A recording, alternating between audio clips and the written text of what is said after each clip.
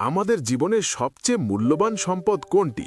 টাকা, বাড়ি নাকি গাড়ি? না, আমাদের জীবনের সবচেয়ে দামি সম্পদ হলো সময়। একবার ভাবুন তো, যদি প্রতিদিন আপনার ব্যাংক অ্যাকাউন্টে ৮৬,৪০০ টাকা জমা হয় এবং শর্ত থাকে যে দিন শেষে তা খরচ না করলে নিজে থেকেই মুছে যাবে, আপনি কি সেই টাকা নষ্ট হতে দিতেন? অবশ্যই না। আমাদের জীবনের প্রতিটি দিনও ঠিক তেমন। প্রতিদিন আমরা ৮৬,৪০০ সেকেন্ড পাই, যা একবার চলে গেলে আর কোনো দিন ফিরে আসে না। আমরা প্রায়ই বলি কাল করব বা পরে হবে। এই কাল শব্দটা আমাদের জীবনের সবচেয়ে বড় শত্রু।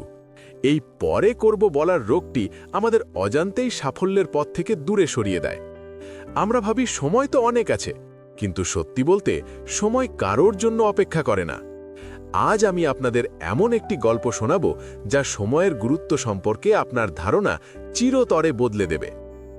এক গ্রামে এক অসামান্য প্রতিভাবান কিন্তু ভীষণ অলস যুবক ছিল। সে সব কাজ শেষ মুহূর্তের জন্য ফেলে রাখত। একদিন তার গুরু তাকে একটি বিশেষ পাথর দিলেন এবং বললেন, আগামী 2 দিন এই পাথরটি তোমার কাছে রাখো। এটি একটি পরশ পাথর। এই পাথর দিয়ে তুমি যা ছবে তাই সোনা হয়ে যাবে।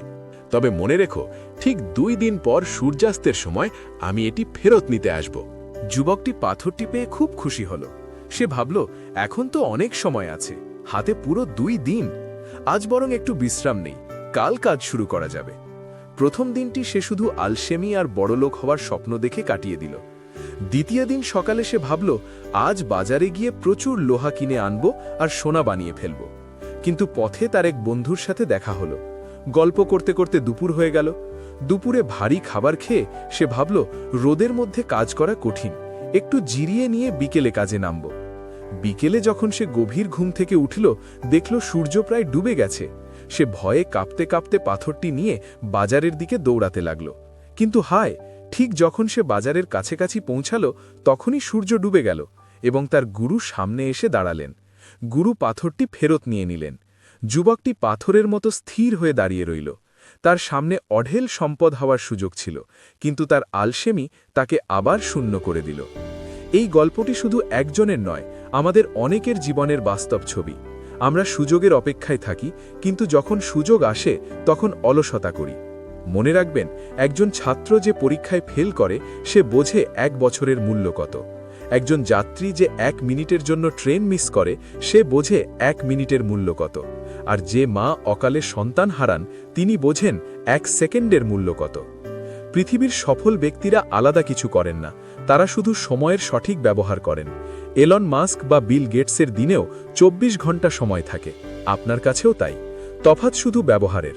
আপনি যদি সময়কে গুরুত্ব দেন, সময় আপনাকে রাজমুকুট পরাবে। আর যদি সময় নষ্ট করেন, সময় আপনাকে ধ্বংস করে দেবে। জীবন আপনাকে প্রতিদিন একটি নতুন সুযোগ দেয় নিজেকে বদলে ফেলার। অতীতের ভুল নিয়ে আফসোস না করে আজ থেকেই কাজে লেগে পড়ুন। মনে রাখবেন, শুরু করার জন্য আপনাকে সেরা হতে হবে না, কিন্তু সেরা হওয়ার জন্য আপনাকে আজই শুরু করতে হবে।